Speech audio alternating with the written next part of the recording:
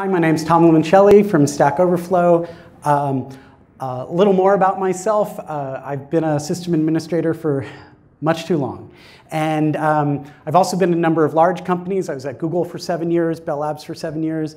And I blog and I tweet. And you know, often when you invite, and I write a number of books, as she mentioned.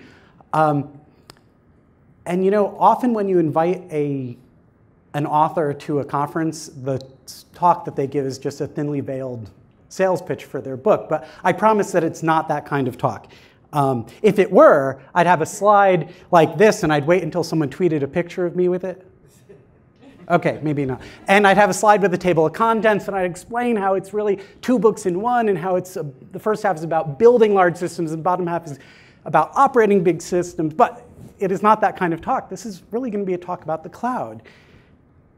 The cloud, the cloud, the cloud, the cloud. We love the cloud, right? We heart the cloud. Who here? Raise your hand if you heart the cloud. Everyone hearts the cloud. Of course we heart the cloud. And why do we heart the cloud? We heart it because the cloud solves all problems, right? Right? There are no problems left in the world, right? I mean, just ask any person from sales. They'll tell you this is true. This is true. But no, you know, we laugh because, you know, technical people, we generally don't like the term the cloud. It's kind of marketing-y. But I think the fundamental reason why technical people don't like the term the cloud is because it's ambiguous. It means different things to different people. And I think there's 3 major definitions.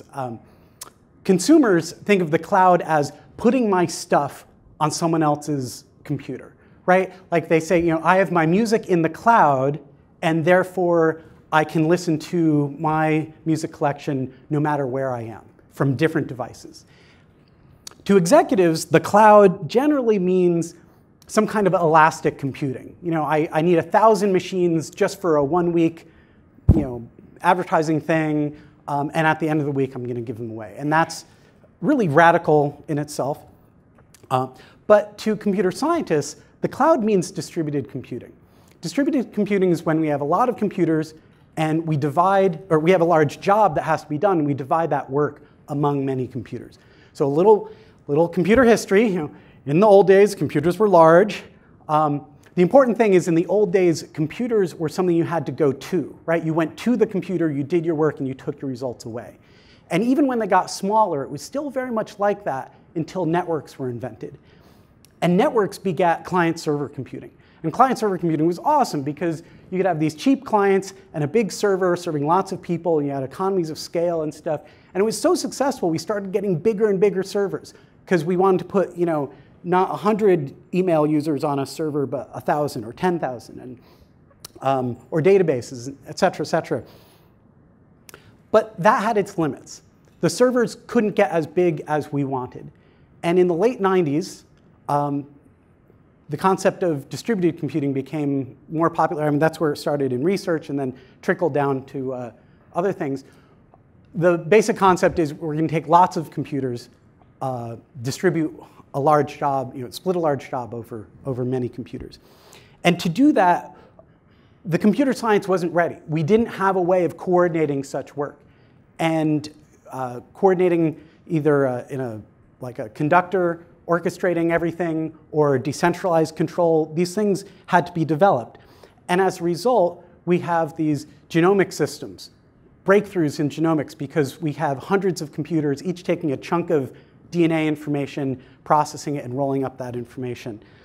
At Stack Exchange, even though we're in the QuantCast top 40 biggest websites, we actually only have 10 machines that are our front end. So all of your web requests come in through a load balancer that hits one of 10 machines, and each one of those machines gets approximately 1/10 of the traffic. So we're distributing that work across 10 machines. Of course, there's lots of back-end servers and other things, but fundamentally 10 front-end machines. And distributed computing isn't just for processing power, it can also be for storage. So Gmail has XX thousands of machines. You know, your all of your billions of Gmails aren't on one machine, right? They're distributed over many. So distributed computing can do more work than the single largest computing. More storage, more compute power, more memory, whatever. The problem is that with more computers, we have more problems. So it's a bigger risk. If the whole system is down, the failures are more visible, right? So the first email system I ever ran had 50 users on it. If it was down for an afternoon, I had 49 coworkers that were kind of angry, but they understood. If Gmail goes down for an afternoon, it's a headline in the New York Times the next day, right? So outages are much more visible. Also, automation becomes mandatory. It goes from a would be nice to a we have to. Facebook, Google, all these companies could not possibly scale if they had to hire another sysadmin for every 100 machines, right? You would hire everyone in the United States. And cost containment becomes critical. If you can save $50 per machine on thousands of machines, now you're talking real money. So in response, the distributed computing world came up with a lot of really radical ways of dealing with these issues. We stopped talking about not just reducing risk, but system safety. Can a large system be safely administered by people? Reliability became a competitive advantage. Early on in the web history, companies discovered that people don't go to a website that's down. Not only that, but they go to your competitor's website and they don't come back, right? You run a sports site, they go to some other sports site, and it's good enough, so they stay there. Entirely new automation paradigms, things that you've been hearing about today, and also cost and economic models that are radically different. This is why Facebook, Google, Microsoft, they design their own hardware because they want to get vertical integration and totally optimize the heck out of their hardware. But to me, the most interesting thing about distributed computing is we learned that we have to make peace with failure. Everything can fail. When you have a large enough system, everything can fail. A 1 in a million possibility of an outage means that's going to happen every day at Google and some of these other companies. So, and everything can fail, not just technical things like parts and networks, but code is imperfect, so we have to have new ways of dealing with bugs. We can't wait till the next software release. We're going to hide features behind a flag so we can just flip it off if we find a serious problem with it.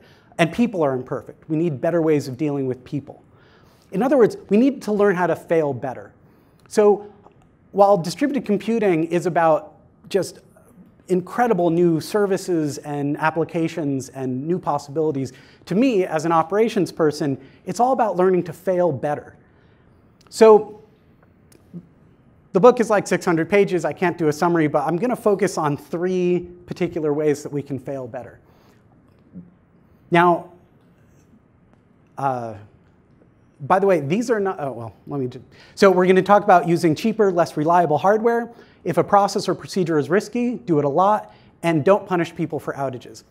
Now, some of you in the audience might be thinking, oh, these are the mistakes that companies make. Tom's going to recommend not doing these things. No, actually, I'm going to recommend that you do these things. So let's begin. Using cheaper, less reliable hardware. To explain this, I'm going to use an analogy. I travel a lot, and I often rent a car. And when I rent a car, it would be, they try to sell you all these different kinds of insurance, right?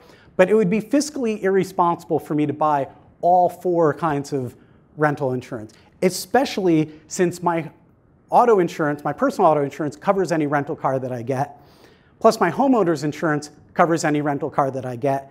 And if I rent it on an American Express card, that covers any rental car I get. It would be fiscally irresponsible to do this duplication of effort. And yet that's often how we design our enterprise systems. Let me give you an example. A friend of mine recently came to me. He said, Tom, my company's building out it's a new company. We're building our website, and I need some advice.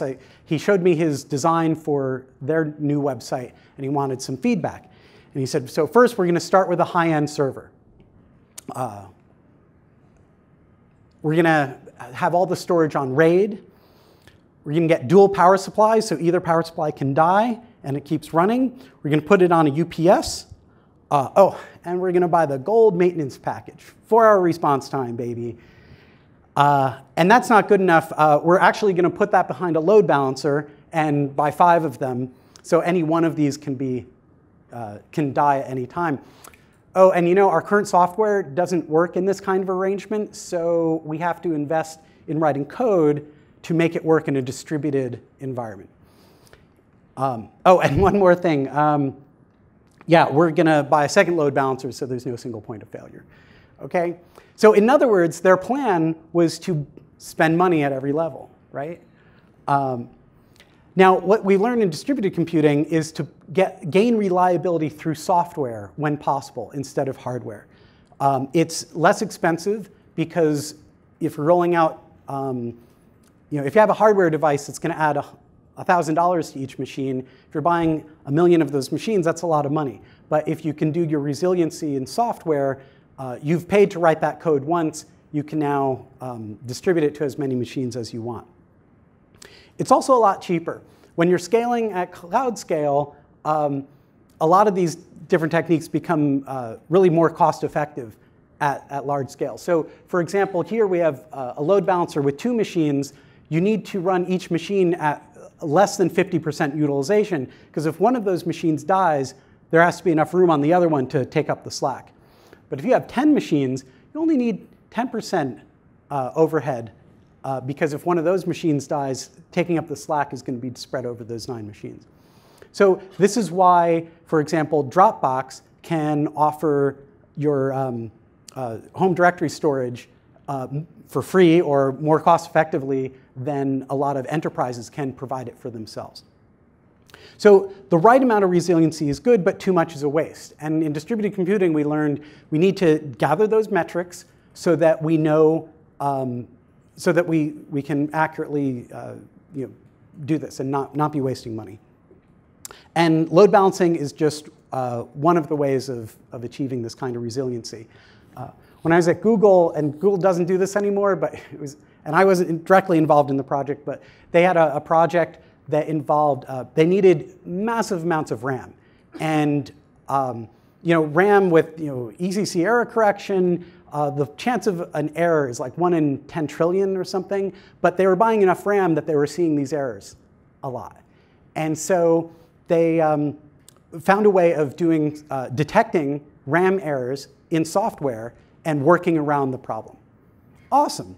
Well, because they did that in software, they then stopped buying the premium grade RAM and started buying the cheap consumer grade RAM. Saved a lot of money. Then they started buying the factory reject RAM. And it worked.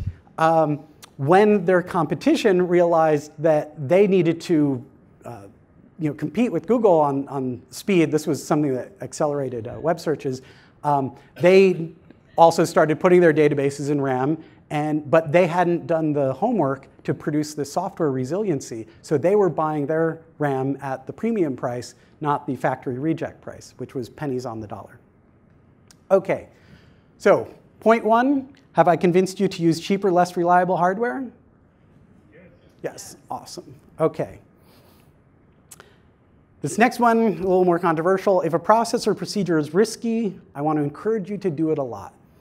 And the reason I say this is that there's a difference between behavior and procedures. Risky behavior is inherently risky. We can't improve that. And I'm not talking about risky behavior. So here's some risky behaviors. I can't make any of these things more or less risky, right? Risky behavior is just plain risky. But risky procedures can be improved through practice. So here are 4 operational tasks that can be very risky and can keep engineers up at night and give them the cold sweats. But when we practice them more and more, we get better at them and we learn.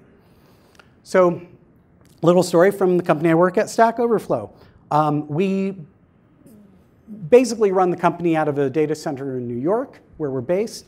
But we can fail over to a data center in Colorado.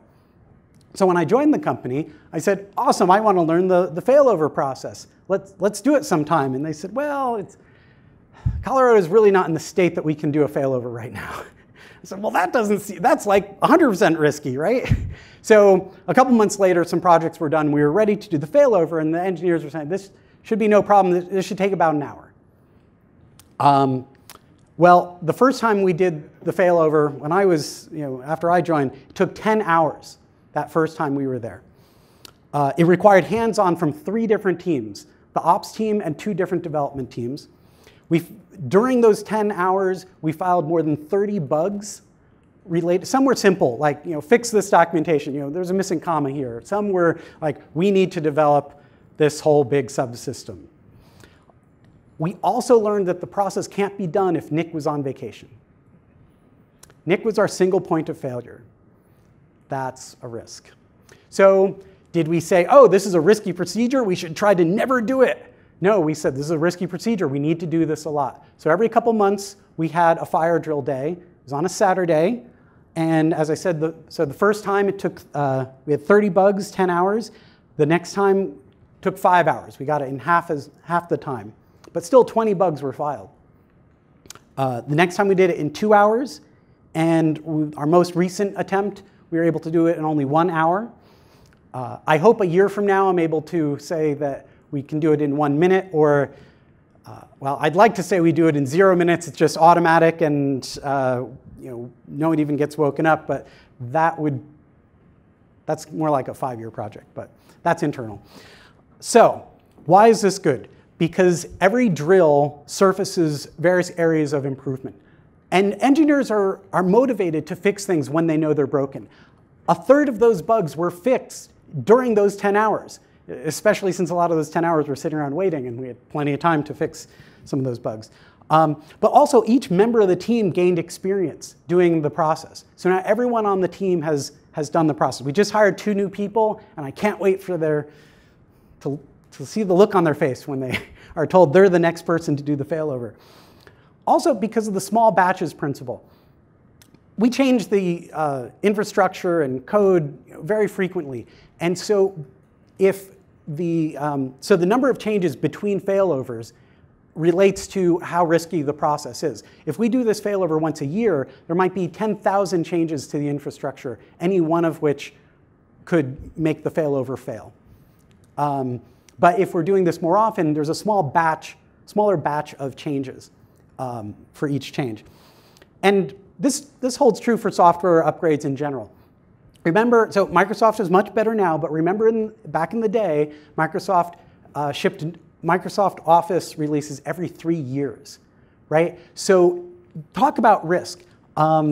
It was months of planning. There were tons of incompatibility issues. I worked at a company with 250,000 employees that halfway through their Office 97 rollout, things stopped because of a major issue. And for about a month, half the company couldn't share documents with the other half of the company.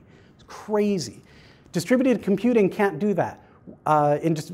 Google and these other companies were pushing out new releases all the time. So if it takes, actually, I'm kind of preaching to the choir here. I mean, every talk you heard this morning was about CI, CI, CI. So you get the point. But the important thing is that the batch size gets smaller. So big bang releases are inherently risky, and small batches are better. Because of the fewer changes between each batch. Also, it's better because there's reduced lead time. Imagine the person who, you write code and it's in production days or weeks later. Back when Microsoft was doing 3-year releases on Office, I think about, remember when they added real-time spell checking? The squiggly line underneath misspelled words. I imagined the person who wrote that code and was really proud of it, and then he thought, oh, now I have to wait like 2 or 3 years before I can show this to my friends. How sad is that? How sad is that? And what if he changed companies before it was released? Oh my God, what a sad situation for developers. And in fact, there's been a lot of studies recently about, by psychologists studying companies that subscribe to the small batch principle, and they find that instant gratification improves morale. You're not waiting 3 years to see the results of your work. It could be in production that day. Etsy just said in 2014 they pushed 9,000 times that year. So that's incredible. So risk is inversely proportional to how recently a process has been used. A company that's really good at this is Netflix. They have Chaos Monkey, which picks random machines and reboots them and tests that the resiliency infrastructure that they have will fix the problem. And Chaos Monkey runs 9 to 5, Monday through Friday, so if there is a problem, they learn about these problems when their engineers are in the office, awake, and sober. They don't run Chaos Monkey on the weekends because those problems will turn up on their own. Okay, so have I convinced you that if a process is procedure or risky, you should do it a lot? Awesome. Okay. Part 3, don't punish people for outages. There will always be outages. There will always be outages. We talked about this already. And in fact, getting angry about outages is equivalent to expecting them to never happen, which is irrational. It's irrational. And yet, we have all these outdated attitudes about outages. We have managers who say, I want 100% uptime, which is amazing because if your customers are all connecting from Starbucks, the Wi-Fi there has a 99% uptime, so you're spending money you don't need to. And we punish exceptions. We say, I'm going to fire the person responsible for that outage. And when you do that, you create this environment of fear. And employees respond very quickly to that. And they start hiding problems instead of fixing them because they don't want to be they don't want to get blamed. They were touching the problem when it happened. They don't want to get fired. People stop communicating. It discourages transparency. And in fact, small problems, or as a result, small problems grow and grow and grow and become big problems. So this manager that thought they were being such a good manager by saying, I'm serious about outages, I'm going to fire the person responsible, has created the work environment that creates more outages. Isn't that crazy? So there's new thinking on outages. Set a realistic uptime goal, a rational uptime goal, and anticipate outages. Design into the system resiliency techniques. Have fire drills that test things. That's called the anti-fragile philosophy. And as a result, you create an environment that encourages transparency, encourages communication, encourages small problems getting fixed before they turn into big problems, and you have fewer outages. In the first draft of the book, I had this paragraph that said something like, in the old days, MBAs were taught to that after every outage, you should fire the person responsible, and eventually you'll have a company that only employs perfect people. And my co-author deleted the paragraph. It was Christine. She said, Tom, no MBA program says that. And then I swear, the next day, the healthcare.gov problem happened. And what were all the newspapers saying? Who's Obama gonna fire to prove he's serious about fixing this? This is ingrained in our culture. We expect this. And if you saw Mikey Dickerson's talk, he's given it at Usenix Lisa and other conferences, he said, he's one of the Google people and other companies, he's one of the people that came in and kind of rescued the site. He said in his first conference call with all the engineers, the first thing he said is, I want you to all know none of you are at risk of being fired. I need to keep every one of you. You are the people that are uniquely qualified to fix these problems. That's a modern thinking about outages. Absolutely. So another modern thinking is it isn't just the opposite of hiding, like bad would be hiding our outages. Good is we're going to boast about them. We're going to talk a lot about them because the more we talk about them, the more we're going to educate everyone in the company. So we actually write up a postmortem document and share it with the entire company. And these postmortem documents don't focus on blame, they focus on taking responsibility.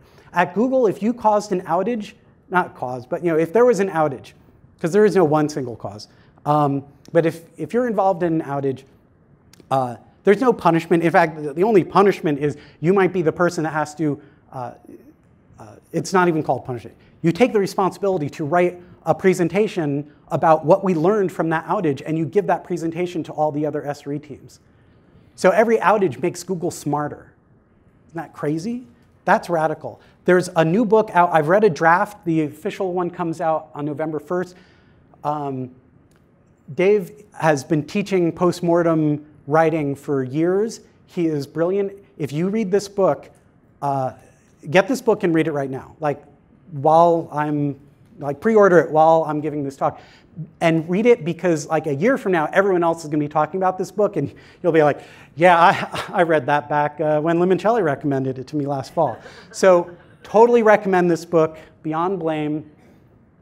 Let me show you an actual postmortem from Stack Overflow. Our postmortem, first we have a template, so it's easy to get started.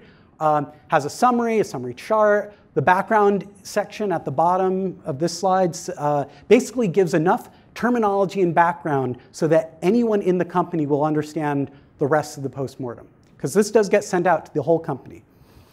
The next part of the postmortem is a timeline. What happened, step by step, gathered from logs and chat rooms and emails. And then the last part has 4 sections. It's 2 and 2. The first 2 are what went right and what went wrong. We talk about what went right because we want to celebrate those things. And we talk about what went wrong because transparency is important. That's how we're going to learn. And the bottom 2 are what we're going to fix in the short term and what we're going to fix in the long term. Long-term items might require creating a project or a budget. Short-term things are things that we can fix just right away. And when I emailed this postmortem out to the company, about 20 minutes later, I got this email. Actually, reply all for the whole company. I don't know about anyone else, but I really like getting these postmortem reports. Not only is it nice to know what happened, but it's also great to see how you guys handled it in the moment and how you plan on preventing these in the future. Really neato. Thanks for the great work. I'm so proud to work at a company whose culture around blameless postmortems is that the reply that I get after an outage is great work, neato. It's pretty cool. So, have I convinced you to not punish people for outages? Awesome. Okay, so some take-homes. Cloud computing, boring marketing term. Distributed computing, yay, computer science saving the day. Use cheaper, less reliable hardware, because when we can, we want to be solving our resiliency problems through software. It's cheaper. And we only want to pay for the resiliency that we use. If a process or procedure is risky, do it a lot. The scientific term for improvement through rapid iteration is practice makes perfect. This also works because of the small batches principle. Also, don't punish people for outages. Focus on accountability and taking responsibility. Now, I do want to say one more thing. I didn't see everybody raise their hand. So there might be some people that I haven't convinced yet. So these aren't new ideas. These are actually, and the whole DevOps philosophy dates back to the Toyota manufacturing model. This is applying operation science to IT. And the Toyota model led to the lean manufacturing model, which led to the lean, just-in-time manufacturing and everything. And so one thing I tell to the DevOps doubters that I talk to is, this isn't this new thing. Also, if you're still not convinced, it's also how we run our home life. If you think about it, we build resiliency where needed, not everywhere. That's how we build houses, right? We don't put a lock on every door in our house. We put a big, strong front door with a lock there so that we can move freely inside and be vulnerable in our own home. We manage risk through repetition. If the only big meal that you make every year is Thanksgiving, that's risky. But if you cook big meals throughout the year, then cooking is less risky and the day is less stressful. And it's more enjoyable for you and, believe me, everyone else. Similarly, if we frequently have those small, difficult conversations with our loved ones, then it's much easier to have those big, difficult conversations because we've developed the tools and techniques and the ability to do those well. And lastly, we deal with problems when they're small, because expecting our loved ones to be perfect is irrational, which is why good relationships include healthy portions of forgiveness. So maybe these aren't the radical ideas that you should take from cloud computing. Oh, that's the forgiveness line. So maybe these aren't the radical ideas that enterprises can learn from the cloud. Maybe these are the very reasonable ideas. And I hope that you adopt them in your IT organization also. Thank you very much. Oh, can we just switch back to slides? And my publisher demanded that I include this slide, which is... Anyway, on Inform IT, this is the deal of the day. You could get it for $25. OK. Thank you very much. Do we have time for Q&A? We have 2 minutes. Anybody have any questions? We have time for one question. Yes. It starts before lean. It only goes back to Deming. OK, it goes back to Deming. Never challenge John on a Deming question. OK, thank you very much.